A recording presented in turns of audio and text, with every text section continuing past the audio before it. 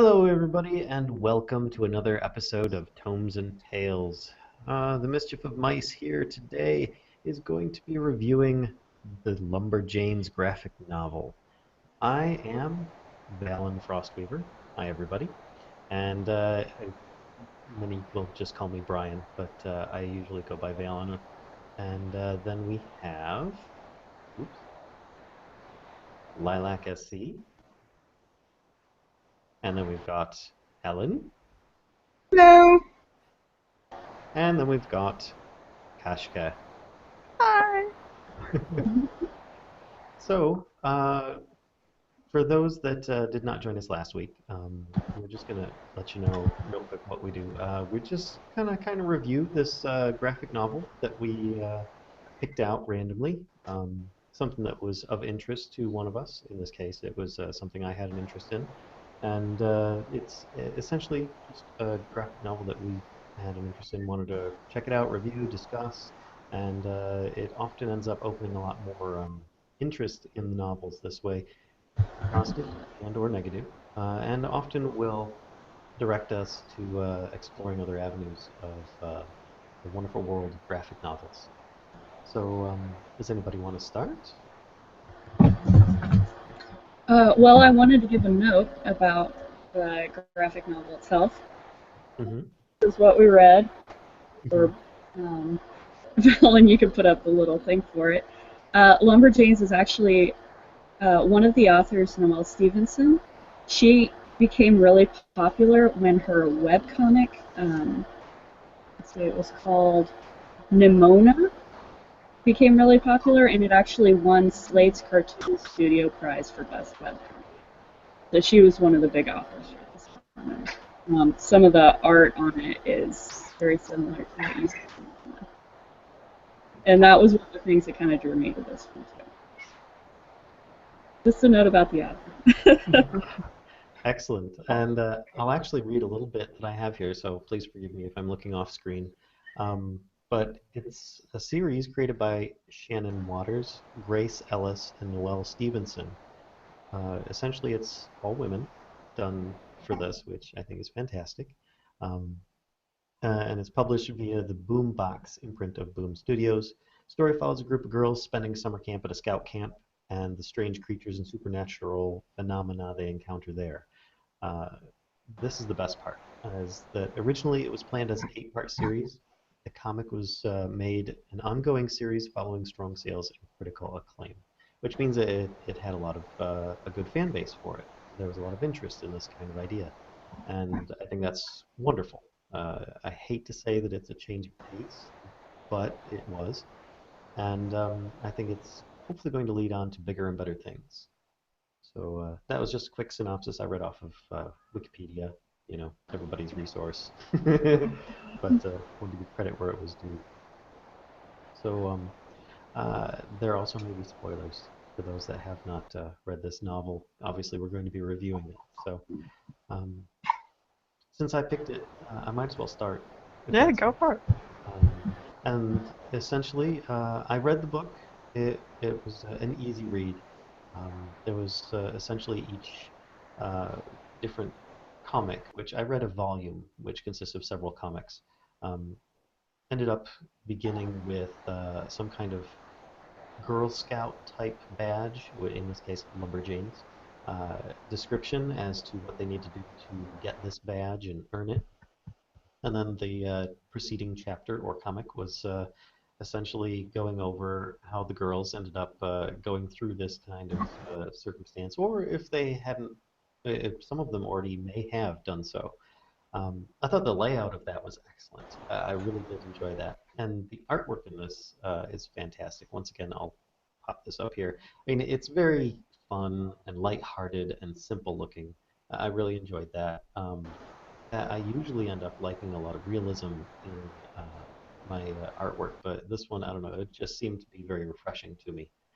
Um, but as the story progressed, there was a lot of interest, going through, but it seemed to be a slight bit repetitive in my mind. Essentially, the girls getting into some kind of trouble, having it practically no fear in most cases, and then proceeding on through there.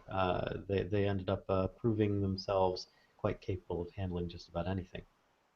Um, so, did anybody have any questions that they had about the novel or comments that they wanted to interject? Uh, well, I could start. Sure. Um, I was not a. I really wanted to like this one, and unfortunately, it just didn't. It just didn't grab me.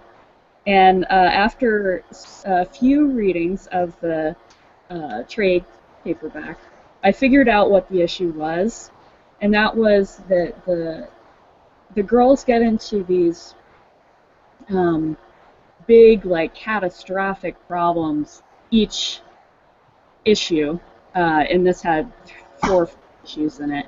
And I think the problem with it that just didn't rope me was that the issues always resolved almost immediately. There was never a sense of tension with wondering if they would figure it out.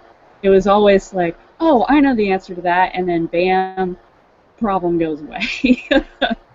um, and so on subsequent readings, that was the issue with it.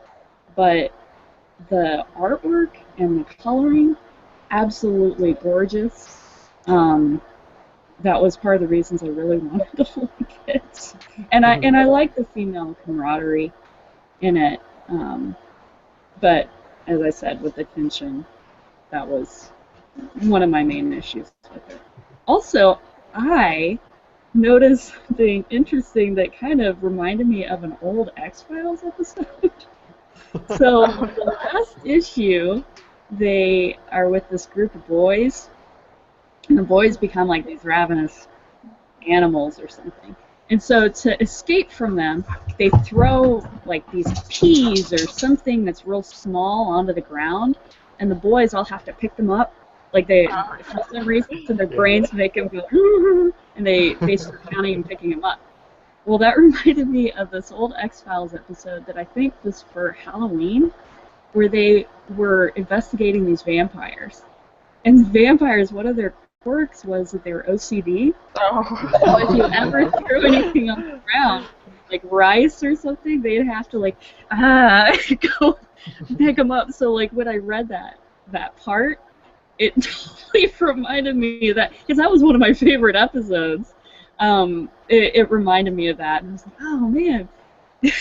I don't know if the authors even saw that episode, but it was kind of funny to see that link.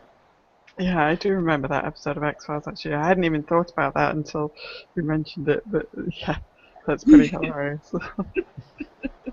I actually did find that specifically extremely funny when that happened in the novel. It was quite entertaining. I was like, whoa, how are they going to get out of this? And it was instantaneous. They just, here we go, boom, throw stuff on the floor, which was excellent. I mean, there was a lot of good spots, and I do have to agree um, with you on this.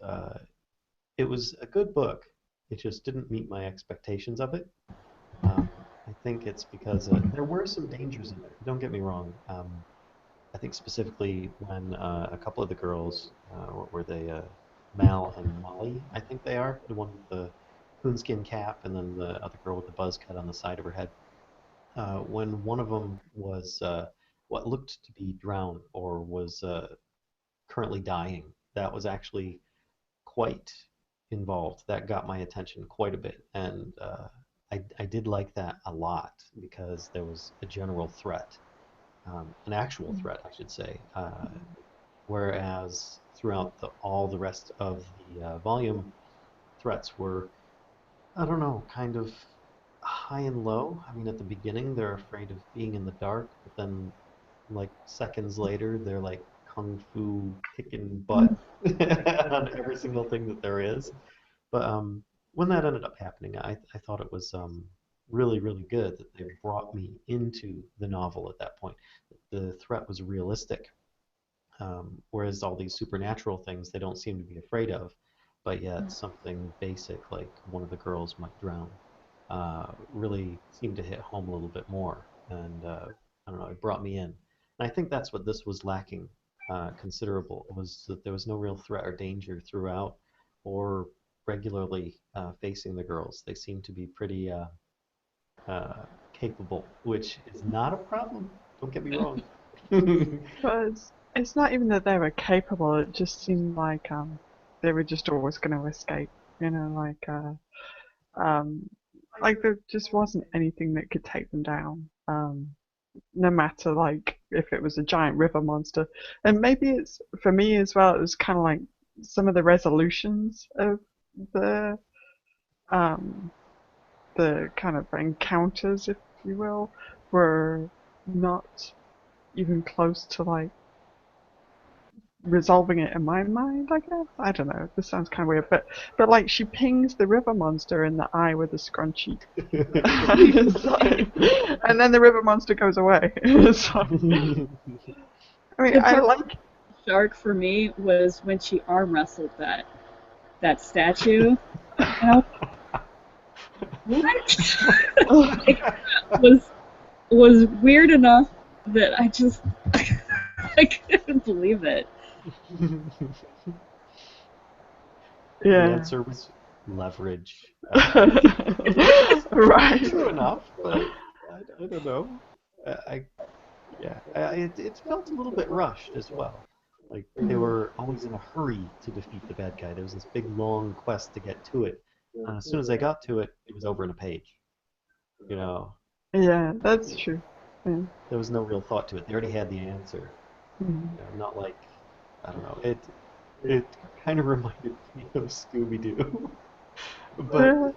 I mean, they actually plotted through the whole thing, and there was always a threat, and they were always running and afraid, But it didn't seem to be quite that way. It just seemed a bit silly, like Scooby Doo in that aspect, I guess. So yeah, and actually, I'm just gonna jump into one of my questions, and that is the girls that I've mentioned before, Mel and Molly, the one with the coonskin cap and the one with the buzz cut. After that little tirade in the water where one of them almost drowned, and the other one ended up giving her mouth to mouth, which ended up not being called CPR or mouth to mouth, really. It was being called kissing Mm. by the other girls, I think. I could be mistaken on that. But either way, from there on out, those two seem to me, at least, have some kind of embarrassing interest in each other.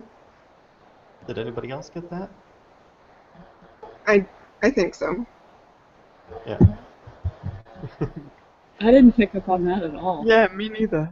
I think for me, there were a couple of frames where like they were awkwardly holding themselves, or like there was a slight blush on the characters' cheeks when they were standing next to each other, and yeah, there definitely seemed to be very, very subtle, but allusions to like, oh, I may have actually enjoyed that CPR that wasn't CPR. That's exactly what I was talking about. And it seemed to make the rest of the comic slightly awkward, but yet I thought the whole idea of them interjecting a female-female relationship into this at the same time of it being all female heroines and everything, I thought it was actually really great because why not go for multiple taboos at once? I mean, who's to say this wouldn't happen? And I also really, I was waiting for something to come down when they ended up running into the Boy Scout camp. And I mean, they weren't the Boy Scouts. They're like, I can't remember the name of their group, but they ran into the equivalent of all men, all boys, Lumberjanes or Lumberjoes or something. I don't know what they're called. Maybe Kashka can save me there when she looks Yeah, it up. one sec. One moment. But when they run into them, they all treat them really nice.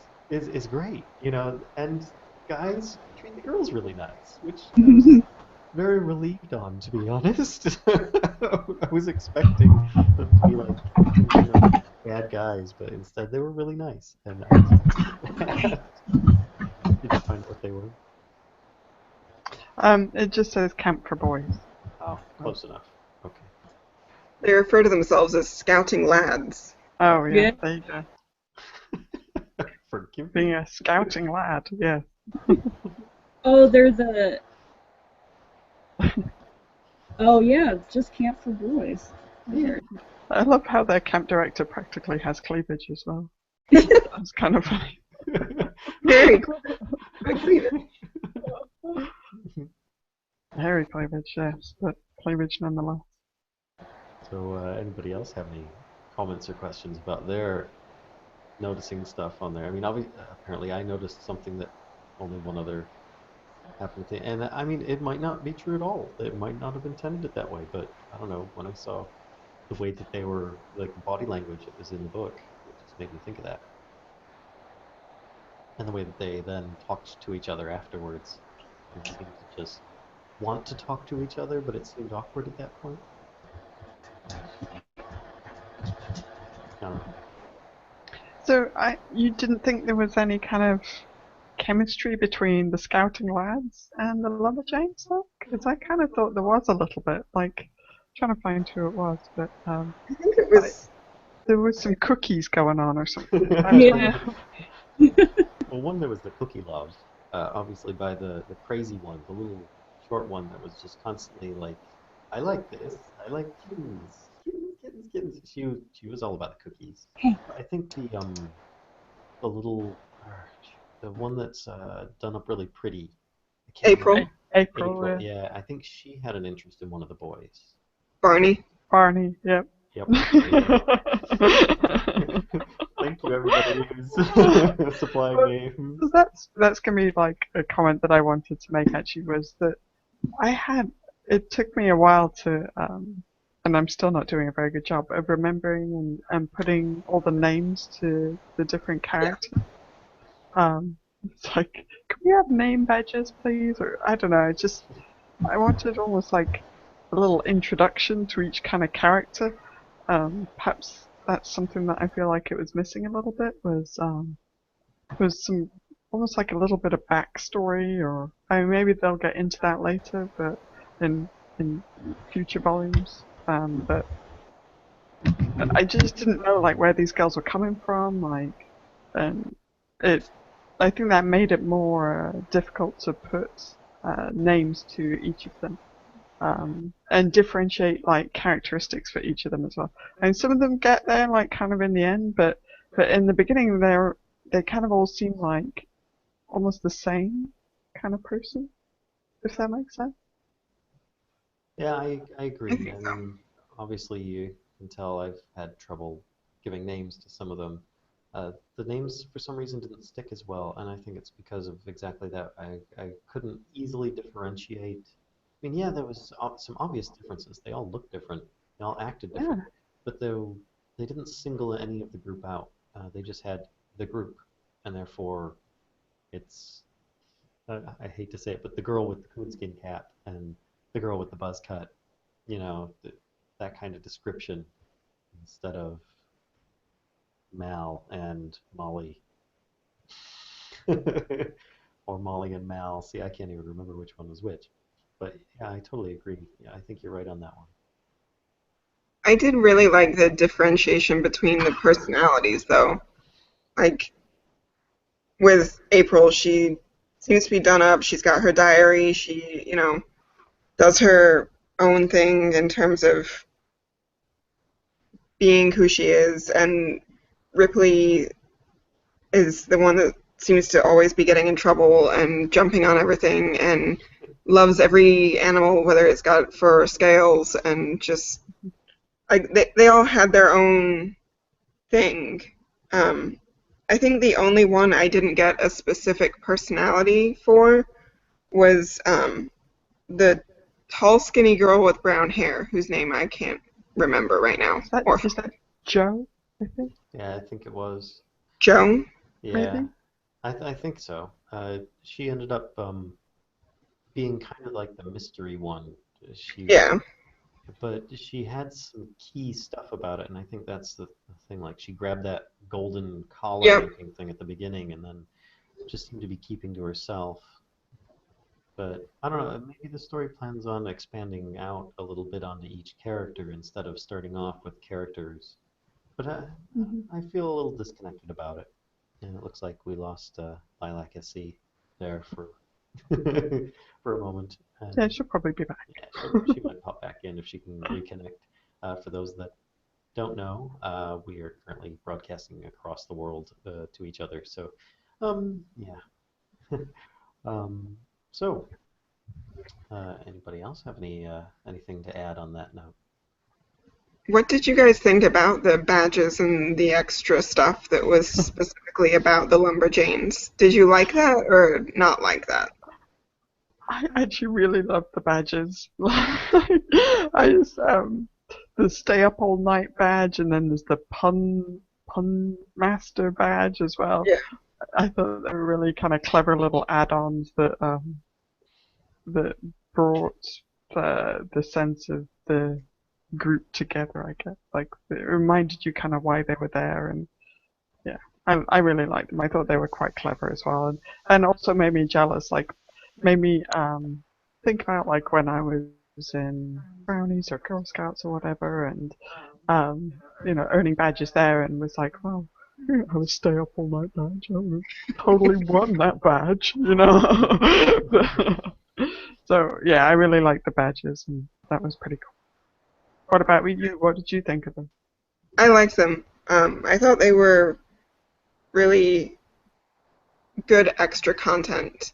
I think you can not read them. Like, so for those of you who haven't read it, each issue is separated by this like badge specific page. That's the back page before the cover gallery. But each issue starts with a specific badge, and you can read the information, and yeah, that's a good one. And it relates to the coming issue as well, which is nice. Hmm. Um, and it's funny and it's interesting, but you don't have to, which I think is nice as well. There's nothing super important in there that I found that you would have to read before jumping straight into the art and the issue itself. But I really enjoyed it. Hmm. Yeah, I I agree. I have to say that I really did like the idea of the merit badges being kind of the setup for it. But if you do end up reading it, I found that they didn't really meet some of the requirements in some cases. And I was like, wait, how are they actually getting these badges? And then out of nowhere, in the middle of one of the chapters, one of them just gets handed like a pun master badge or something. I can't even remember what that one was about. She made some kind of She really made like a couple of puns in a row, I think, didn't she? It was when they were getting on the canoes. Oh yeah, the Pungent Or Master. punching master, yeah. I thought that was just like, oh, that's nice. That was kind of cool. Just suddenly she had one in her pocket and she's like, here, you get the pungent. Yeah, that is pretty funny that she's got it right there. And so how a couple of them ended up having the water swimming badge, whatever it was, already. Yeah, Um, yeah, and two of that, them have the water badge. yeah, and I was like, oh, but then when they ended up going on the boating trip, it seemed like part of the water badge or the boating badge was that you needed to know how to do CPR properly and maintain safety and all this other stuff. And then when it came down to it, those two had no idea what they were doing. And I was like, oh, okay. Yeah, that's kind of like what I remember about Boy Scouts. You study it, you get the merit badge, and then after it's done, yeah, it's kind of pocketed in the recesses of my mind. I might recall parts of it if I need to later on. I don't know. So, yeah. Did you have anything else there, Lilac SC? Did you guys talk about the little jokes while I was briefly off? The little what? The little jokes that were kind of peppered throughout. No, go ahead. Oh, my favorite one was What's the Story, Wishbone? I really liked that show Oh, with the little dog and Oh, and at one point somebody says, or the main camp person, Rosie. She asked one of them. She goes, "What's the story, Wishbone?" I said, "Oh, yeah, I That makes remember a lot that." more sense now because I had no clue. I didn't know about that. There's So a I'm glad lot you of brought it up. what the Joan Jett and just Oh yeah. little things like that kind of, and the one of their kung fu formation, very like, yeah, their kung fu formation was the little red formation. So like Mm. little fairy tale things, but like popular culture mixed in there. Yeah, they're almost like little Easter egg kind of, little references. Pretty cool stuff. I think they had a lot of really good ideas, and they were trying to put it together as best they could with the series. But I don't know, it seemed like I don't know, something. It still seems like something was missing about it. I guess it's just that danger, and it feels rushed a little bit once the danger is there. Maybe it was just more difficult to understand it or relate to the danger because some of it was just so fantastical. It's like, all right, well, one of them's kicking a wolf in the belly, and it just rolls over and goes. "But I don't know. If I kick a wolf in the belly, it's probably still going to keep coming at me." But I mean, I don't know. I've never really fought one. Um, I don't To know. be So fair, I it was a guess three-eyed wolf. I mean, you're not going to encounter a three-eyed wolf very much. just about everything had three eyes in this, except for the people, I guess. Eh, I I don't don't. even know. But there seemed to be a running theme of three eyes.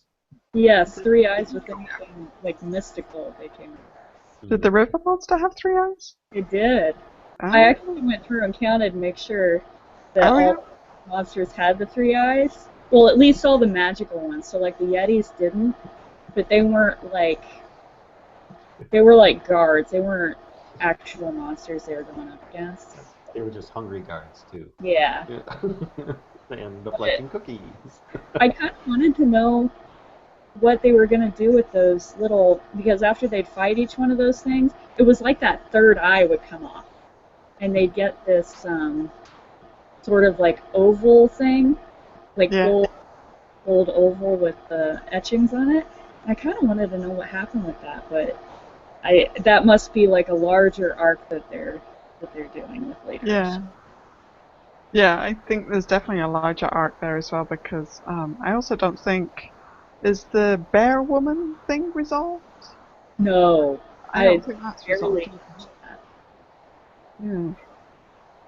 I think And that might be kind of the overarching, not problem, but kind of concern I had about Lumberjanes is that they didn't make the large scale problem tie together very much until the end. So you encounter the bear woman, you encounter the three-eyed foxes, you encounter all these, the river serpent, the statues. But it's only really when they go down into the cave and encounter the statues and then they're looking for the lighthouse that you really start to see everything kind of pack together and follow along. And I feel like it's all going to tie back together, but they haven't quite threaded it enough for me to get it just yet. And I'm sure in the next volume it probably will all come kind of together and make a lot more sense. But I think that was what I struggled with a little bit is that the first kind of two issues that are in there kind of seemed like standalone things, like they weren't sure whether or not it would continue. Mm. And then they decided to get on board, and everything kind of went in this big overarching storyline that made a lot more sense, at least to me. actually, you nailed it perfectly. From what I was reading on the wiki, after the second episode, they had found out that they were going to be extended for longer than just 8 issues, and therefore they turned it into an ongoing thing. I think they're actually developing some kind of possible animated series or something. I can't Oh, remember at this point. Yeah, 20th Century Fox is working on a live action adaptation. Wow. So, I mean, obviously things went rather well, and they're jumping on the train, and they had to change things up a bit. Um, But I think I realized what it was that is really driving me off on this, and that is um, something that I can't remember because I just went off on that tangent just now.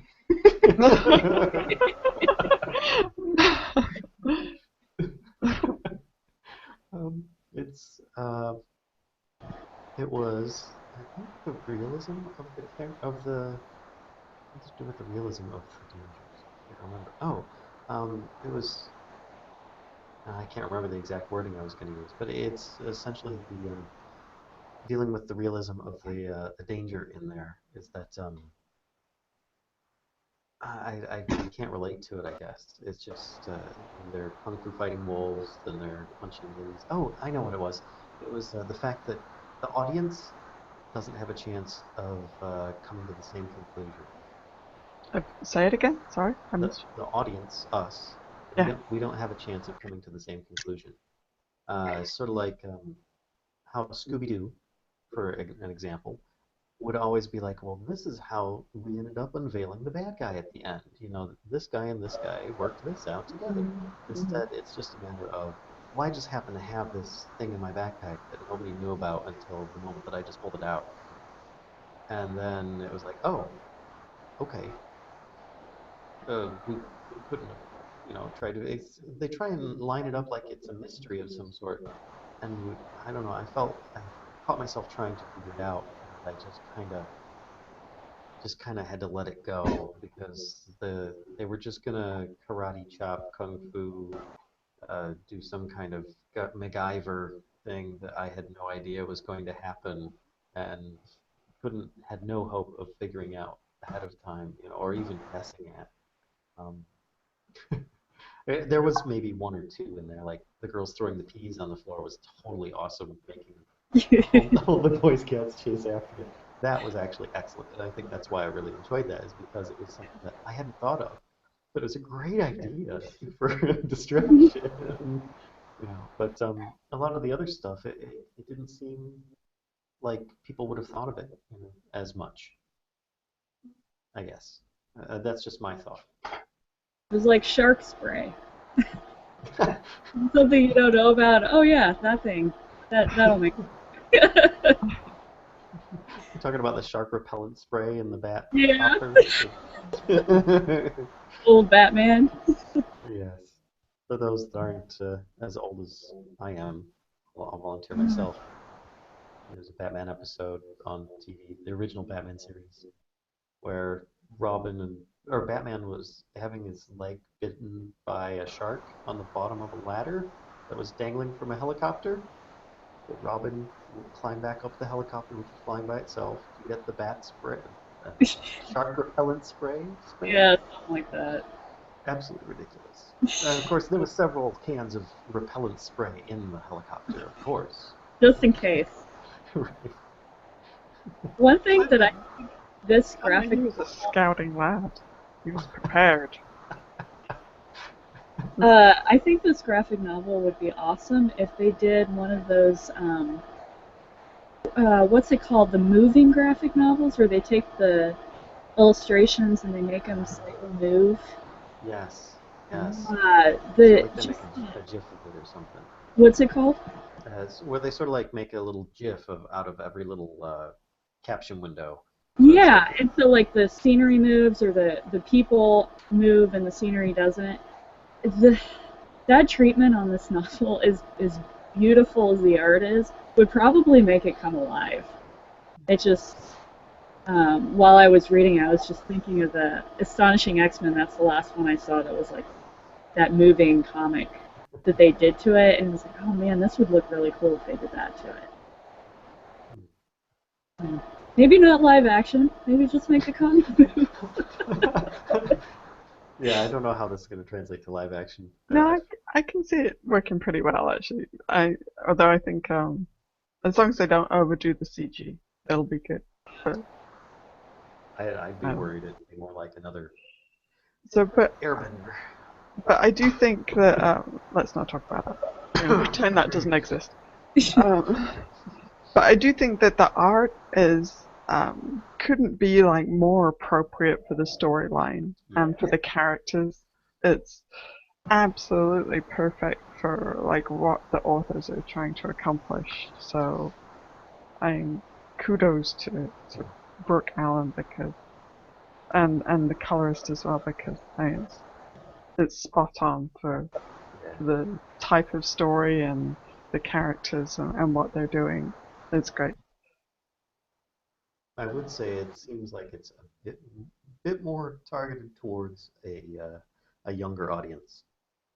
Not to say younger like in toddlers or something. I just mean perhaps younger than me, and I'm not revealing my age, but I don't know. It just seems like it'd be a little bit younger of an audience. I guess I'm used to things that will cater to younger, but yet will have the subtle intellect hidden in the background for the more mature Yeah, reader or watcher or whatever. yeah, I can see what you're saying there. There doesn't seem to be like much subtlety to it. And it's definitely fairly PG. Yeah, which is fine. Yeah. I think. So, oh, No, go ahead. just really quick. So it's fastball special. That's it. So they actually now I'm like connecting dots because fastball special is also mentioned on Critical Role. Well, it's also taken from typically Wolverine back in the day in the Marvel comics would get thrown by Colossus or the Oh Hulk yeah, or somebody like that. and that was Would fastball throw, special. yeah, pretty Oh much. wow, I didn't know. Yeah, so Okay, it's a very common thing fastball special. for Marvel comics at least. I don't know about DC. I couldn't see Superman throwing Batman or something, but hey. Saying fastball special.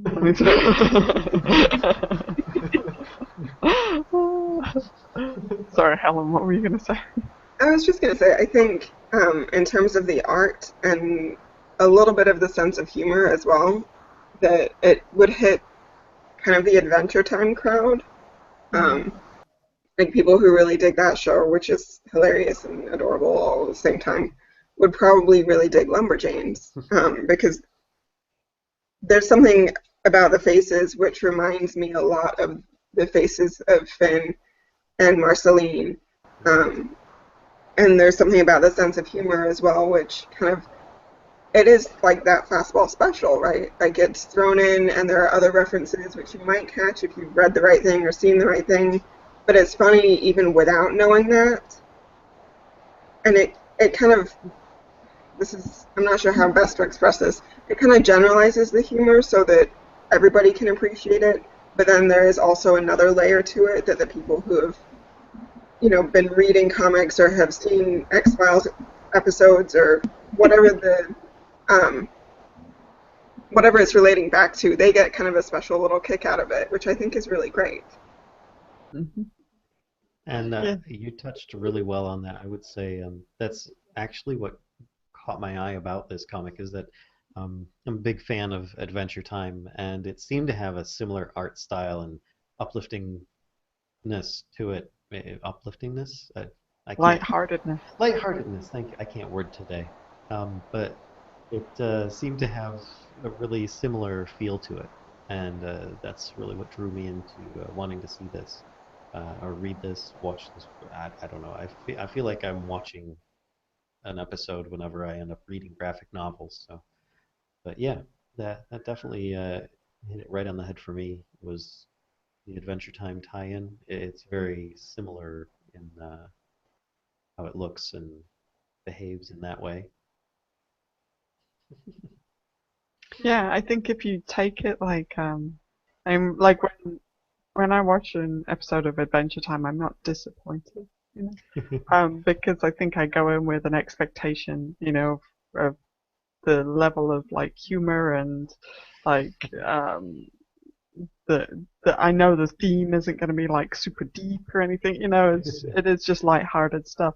So I think if I approach this novel with the same kind of expectation, then I'm not disappointed. Mm. But this is actually another comment that I had. I think this is a dangerous thing. The Uh, the Eisner Awards. I think they set, like, when I see that on a book, I'm like, oh man, it's gonna be brilliant, this is like, I have this like higher expectation of it, which I think is kind of dangerous, where perhaps, so my hopes are, elevated and all that jazz. Maybe without that on there, I might have been like, had a different expectation, or I don't know. Yeah. So I think Eisner is like a double-edged sword. It's, I mean, I'm sure it's great, right? Because it gets your authors and your artists and everybody really great exposure and recognition that they thoroughly deserve. But on the other hand, it sets readers up with kind of a higher expectation that perhaps um, they're not gonna, they're gonna end up being disappointed just because they expect like, massive things from a book, and it's impossible to deliver sometimes on those expectations because your hopes are so like inflated by stuff like that. Right, right. Yeah, and I did notice that on the cover, and yeah, I mean, looking at So yeah, I I didn't mean, notice it until after I'd finished it, and I think that may have changed how I read it because I really enjoyed it, and I thought it was really lighthearted and fun, and just enjoyed it for what it was, and any, I didn't have much deeper expectations than that. Like I thought it would be funny and quirky, and it fulfilled both of those. I agree. Hmm. So on that note, I think we should probably start wrapping it up and let our viewers know what we might have in plan for our next one. Well, does Um, anybody? unless I mean, do anybody you has guys have anything any else other comments or to add in. anybody else wanna? I had one more question. Yeah, Um, shoot. were there any characters other than the five girls that you wanted to see more of? Like I really wanted to see more of Rosie, Yeah, the like head camp counselor. I thought she was fantastic. that's actually exactly who I was thinking of when you answered the question because she she's obviously part of the bigger, like longer story arc, I think, Yeah. because she knows like when they were like, we saw a bear woman, she goes she almost does like a double take, like wait, what? Like she's ready to dismiss their adventures before they mention that, and then she suddenly is like, oh, let's get rid of your pain in the ass house person. I can't remember what's the name of Jen. Jen? But she Jen? keeps calling her by other names. Yeah, Jan, Jane, whatever. Um, so she's like, let's get rid of her and let's talk about like what you saw and stuff. So she definitely intrigues me, and I would like to see more of her. And actually, she's one of the reasons why I don't know. I'm kind of undecided whether I'll go back for volume two. Um, I do kind of want to see like the longer story arc, and she does interest me, and I think she'll be back, for some more time with us in volume two, perhaps, maybe. So I hope so. It just seems so cool. Like yeah, she's got tattoos on her arm, she's wearing plaids, like lumberjack stuff, and when they come and see her, she's like whittling this claw out of wood, and like, it's just she just is kind of a cool character that they haven't fleshed out a whole lot. yeah, I have to say, I was expecting the boys' camp counselor, lead counselor, to be like the opposite. Just be like, "Oh, I don't do outdoor stuff" or something like that. I don't know, just be like really faint. But instead, he was the weird sergeant chew a tree down, whatever. I don't know. Seemed to be the opposite, but anyway. So can I show you my favorite potential cover that they didn't use? yeah. Ah, Let's see it. This one. That is good. I do like that one. I thought that was fantastic. They were Yeah. all just kind of climbing over her, and she was just big and strong, and with her red hair, and it's like a pinup style, and I thought it was fantastic. Mm-hmm. That was Yeah, good. yeah, she's pretty awesome. She's kind of got a Rosie Riveter feel to her. She does. Yeah. Big arms. Yeah. Very neat. I'd agree with that. Does anybody else have anything else that they wanted to do before we close it up? Are there any characters, let's follow this theme a little bit more, are there any Mhm. characters you could just never see again and be totally happy? Hmm. For me, it's Jen. It's like, okay, you played your part, you know, you're no longer needed. So I definitely agreed with that until the last kind of Okay. issue after she encountered the boys and was like, "Oh my God, you guys were telling the truth the entire time." I'm kind of curious to see where she goes now. Like, does Right. she fall in line and go on the adventures with them, or is she still a stickler for the rules and no, you can't go out at night, no, you can't do this? I guess while I was kind of over her initially and thought she was not so much fun and didn't really like her, after that, I'm kind of curious as to how they treat her character. Hmm. That's a good point. I do agree with that. I mean, she was like the only one that wasn't being treated equally when you compare her character to the rest. I mean, the girls, they didn't care what any other person did. They were completely accepted, but they were very eager to ditch their counselor, Jen. So, um, but once she found out and was accepting and stopped complaining about them, then they seem to be very accepting. Yeah, I'd be curious to know if she's going to be as easy to solve things with them as the rest of them. Perhaps even the new leader of the group. I don't know. Or No, at no, least no, Okay, maybe not. Looking at everybody's face there. no. Hey, I don't know. All right. So, okay, one last question. Yep. Do you guys plan on reading volume 2? I do. I'm curious to see where the big picture story goes, and I'm curious to see um, where some of the characters go, if we see them again, how we see them, that kind of thing. Lilac? I have a feeling you're not going to say yes.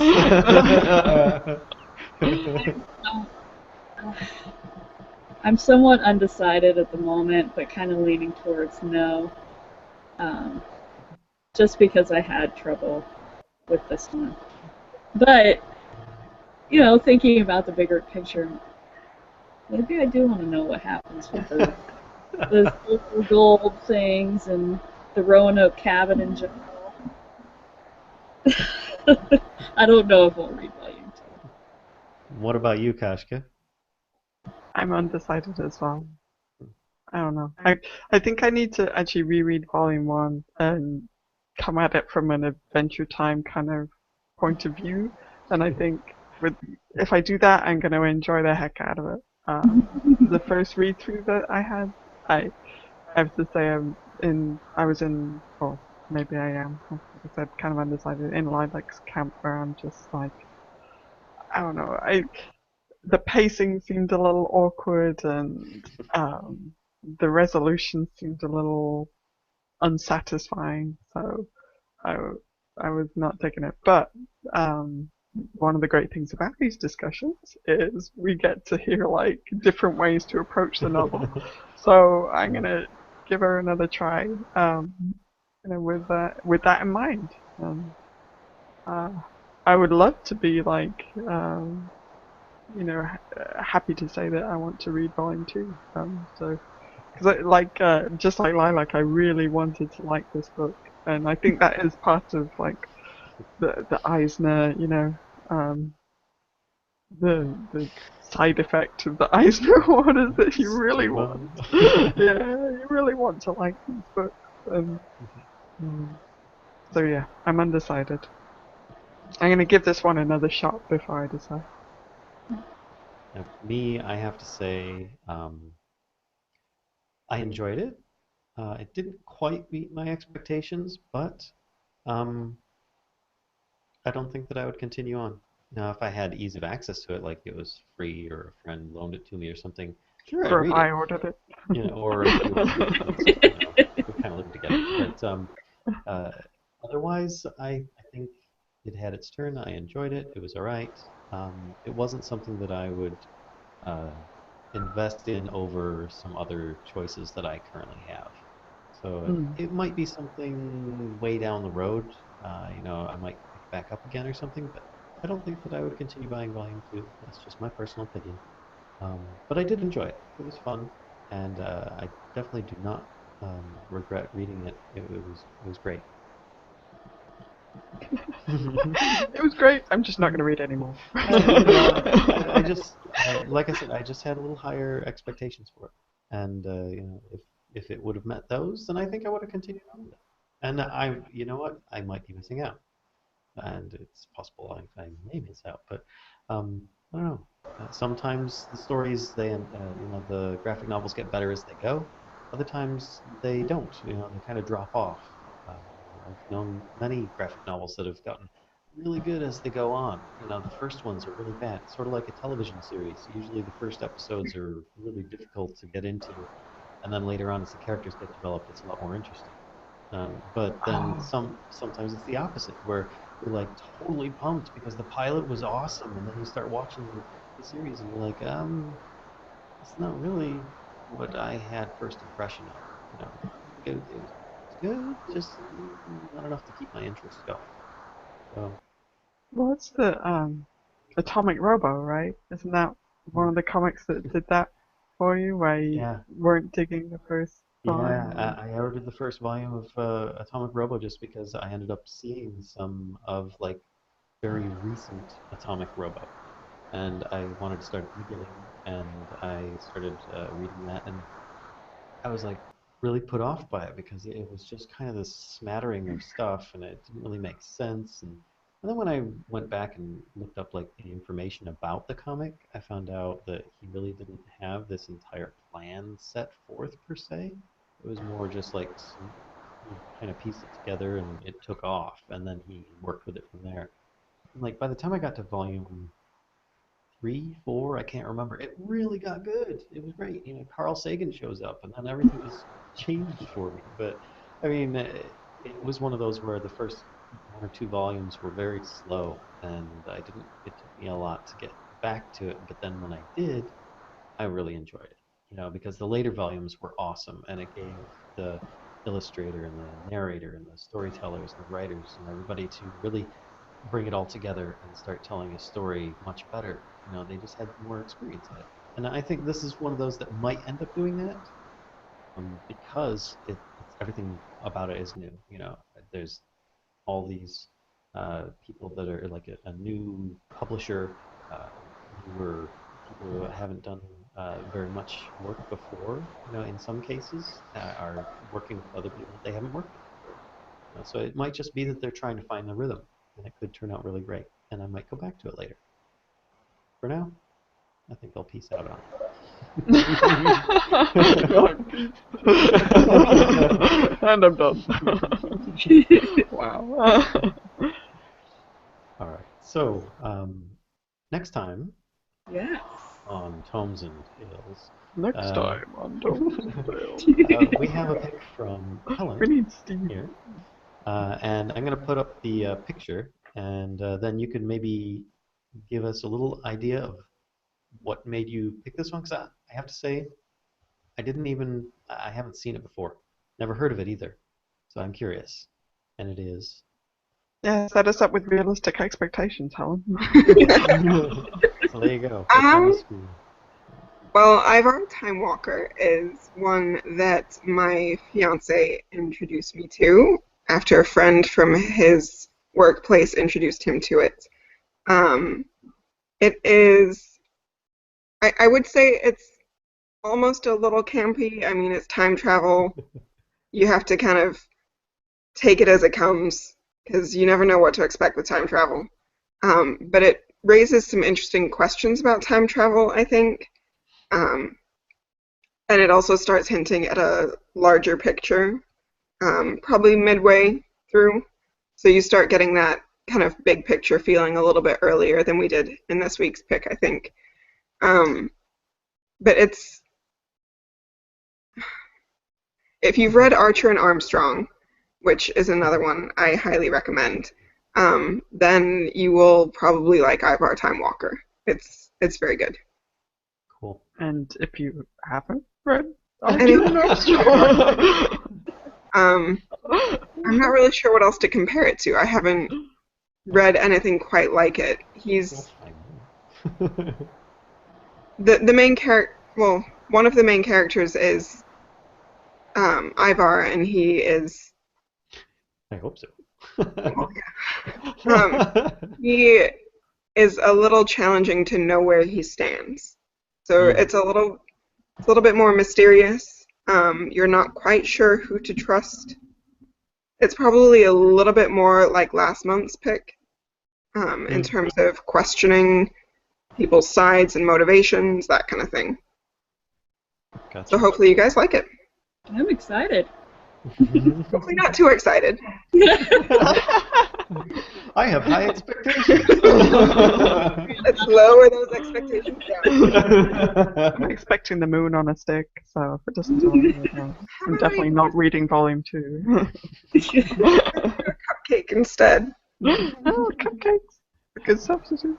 It might be smushed by the time it gets to you, all the way across the world.